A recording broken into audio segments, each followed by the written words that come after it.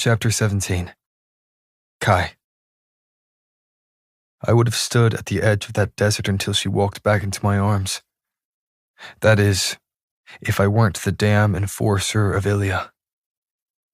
I pace atop the familiar path I've worn into the carpet.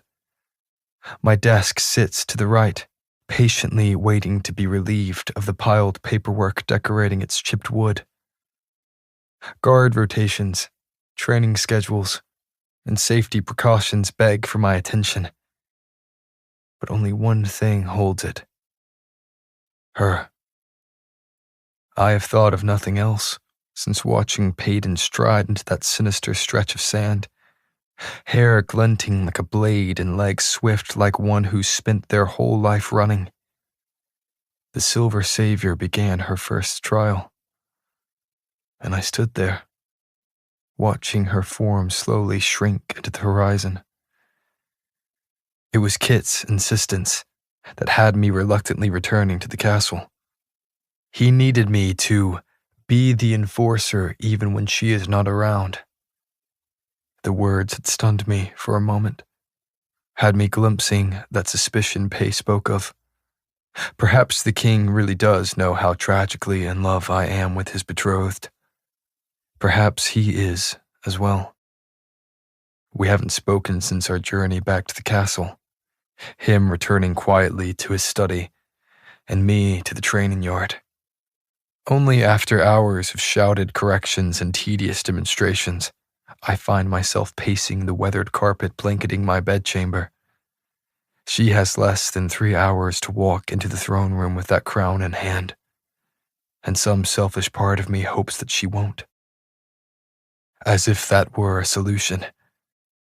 If I don't marry her, I have no choice but to kill her. Kit's words haunt my thoughts, dash my hopes, because if Peyton fails any of these trials, her fate will be far worse than marriage. It will be death. As much as I want her to be mine, I want her to be death's far less. I rake a hand through my hair, feet still treading their familiar path across the carpet. I've never felt so completely useless. Every fiber of my being begs to find hers, despite duty trapping me within these castle walls. Though, it's comforting to know that she doesn't need my help. The Silver Savior has made that abundantly clear since the day she earned the title.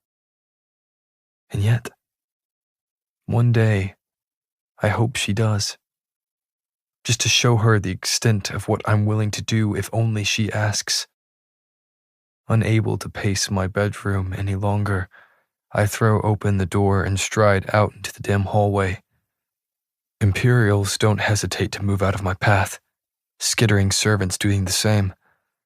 My steps quicken and faces blur as I pass. The plush carpet beneath my shoes is something I had never taken the time to notice until Adina, Peyton's other half, had brought it to my attention before that final trial ball. And with each step towards the West Tower, I focus on the feel of it to distract from my reeling thoughts. My quick pace through the castle has each dark hall slipping swiftly past.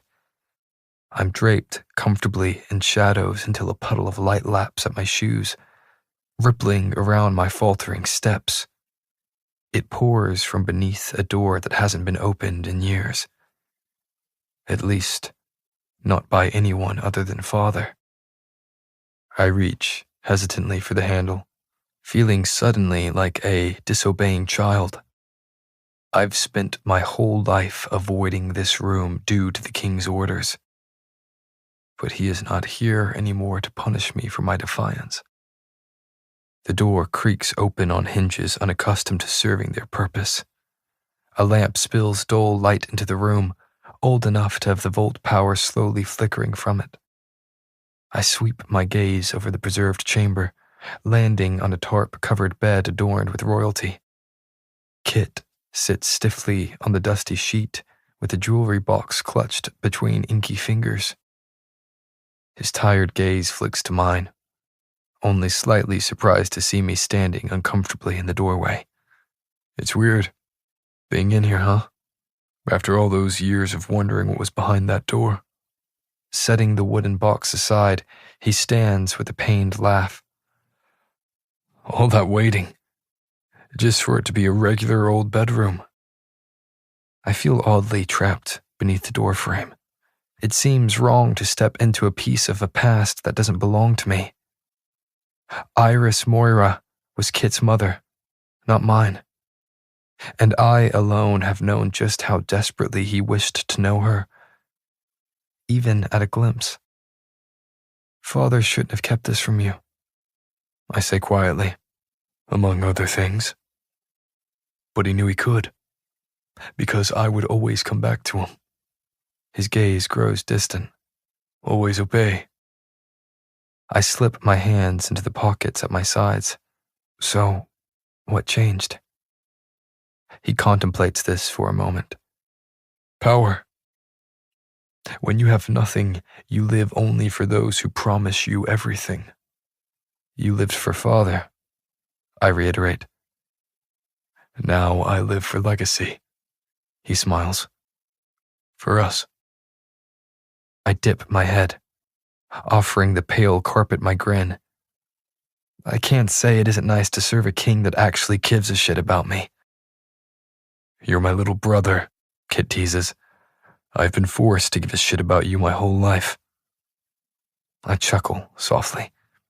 Sorry to be an inconvenience. He shrugs. It was pretty annoying when you started being able to kick my ass. Well, you should be used to it by now. Easy, brother. Kit's boyish grin has returned to his face after far too long. Let's not start a brawl in the one room we haven't yet. I let this moment soak in, relishing every laugh that passes between us. Alone with him, I don't think of the future ahead, or the ring wrapped around Peyton's finger. And I'm grateful for that. Grateful to just be brothers. I'll leave you to your thoughts, I say, after a long while of talking like we used to. I didn't mean to interrupt. Just saw the light under the door and figured I'd check it out. Nothing special, huh? Kit muses. My expression softens. It is for you. He nods, thanking me for my understanding. I nod back. The door screeches shut, leaving my brother alone with what is left of the mother he never knew. It's not long before I'm making my way up the spiral staircase of the West Tower. I remember a time when a trip to the rickety turret felt hopeful. Now, my heart pounds faster with each step higher. The air grows cold and damp in a way I've now come to associate with the presence of death. I swore to never set foot in the infirmary again. Though, I've been here several times since making that vow, and each time I stare blankly at the wooden door atop the stairs, allowing myself a split second of hesitation before pushing it open and stepping into the large room behind.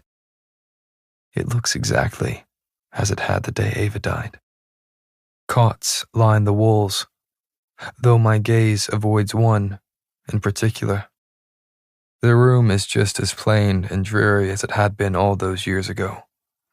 Heading for the only occupied bed, I nod at the healer who hurries past, more than happy to give us some privacy in exchange for a moment beyond this dreary tower. I walk towards my mother slowly, taking in the dark circles below her eyes and the frail shoulders peeking above crisp covers. My throat tightens at the sight. She looks worse than when I last left her. My sweet boy. Her tired eyes brighten when they land on me. You're home. I was so worried. A wave of guilt hits me in the gut like a blow. I should have come to see you sooner. I take a seat in the chair beside her. These past days have been difficult. The look she gives cuts right through me. I know that, but you can also admit how hard it is for you to be up here. See the cot she used to occupy? Mother glances around the infirmary, gaze haunted. I understand your pain. I duck my head. Of course, she understands. It was her daughter she grieved. I thought I was broken after losing Ava, she continues softly, but it seems that the loss of your father will be the death of me. My teeth grind together at her words, and every one I wish to say in return. I could never imagine father deserving more of my grief than Ava, and when I look at my mother in this moment, I'm angry that she ever let her daughter be a secret, die a secret. But I say none of this to the woman on her deathbed. I study her pale face and distant gray eyes. How are you feeling? Kai, it's not long now, she says simply, and don't talk like that. Bury me as close to him as possible. Mother, please. I want to reach out and grab his hand. At those whispered words, it's I who grabs her hand, pulling it close to my chest. You will be close to him. I promise. Swallowing, I add, but that won't be for a long while. She shakes her head with a sad smile. I'll miss you, my pretty boy. Keep taking care of Kit for me. Her dark lashes flutter. I regret not being there for him. It's not your fault, I murmur. Kit has always been stubborn when it comes to you. Because I'm not really his mother. A long pause. I know. I squeeze her hand. He loves you. I know he does. In his own way, yes. He even came to visit me while you were gone on your mission. He mentioned that, I say softly. It was brief. Her bottom lip trembles slightly. It's a sight I never thought I'd see from a woman of such power and grace. Kit misses him dearly.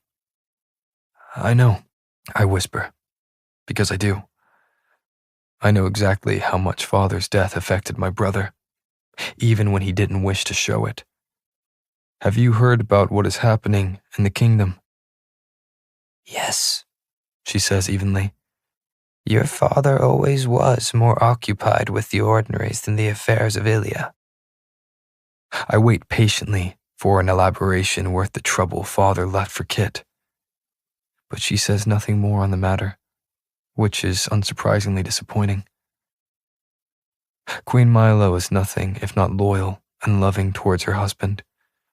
Though she has told the occasional story of the days in which she once despised her king, these moments of reminiscence were only prompted by several cups of wine and told with hazy memory. But even now, Mother refuses to speak ill of the man she loved. It's stubbornly admirable. And Peyton? I ask slowly. You know of his engagement to the ordinary? The ordinary, she muses, gaze sharp. That is not all she is, especially to you. I drop her hand, securing a mask of indifference onto my face despite the quickening beat of my heart. I don't know what you've heard, but... Oh, don't go denying it, Kai. Her laugh morphs into a harsh cough. I reach for the glass of water atop the bedside table.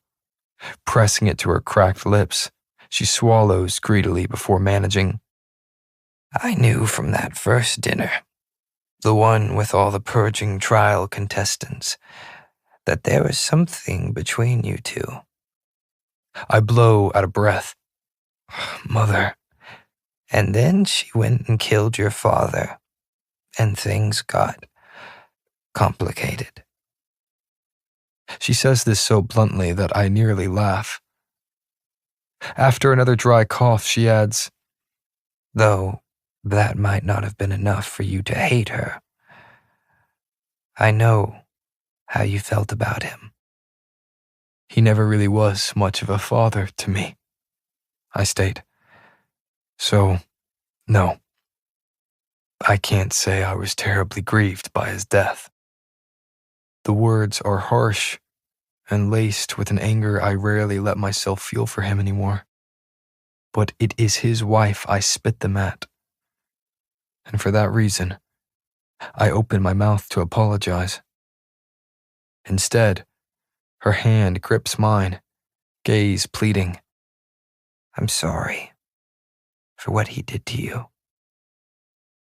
And I'm sorry that I never stopped him. Tears brim beneath the gray eyes we share. I just wanted you to be strong. And look at you. You're formidable, but that is no excuse. I shouldn't have stayed quiet about your training sessions with him. Shh. I cut off her words with a single sound. It's okay. You made me strong. A tear rolls down her cheek, and I wipe it away with a knuckle. You made me strong.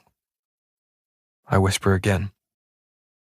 Equal parts sob and laughter slips past her lips. Not strong enough to stay away from her, it seems. I shake my head, smiling slightly. No, not strong enough to stay away from her. Kai, she murmurs, suddenly serious. She is your brother's. I look away. I know. Don't let her come between the two of you. Her tone is stern. Promise me, Kai. A shake of my head. It's a little late to be making that promise, Mother. Then make me a different one. She struggles to lift her head from the pillow, words strong in a way her body is not. Don't let her be your weakness. Sometime later, when I eventually stand to leave the infirmary, she reminds me of that promise I have yet to make. In return, I remind her that Peyton Gray has been my weakness since that very first dinner before the purging trials.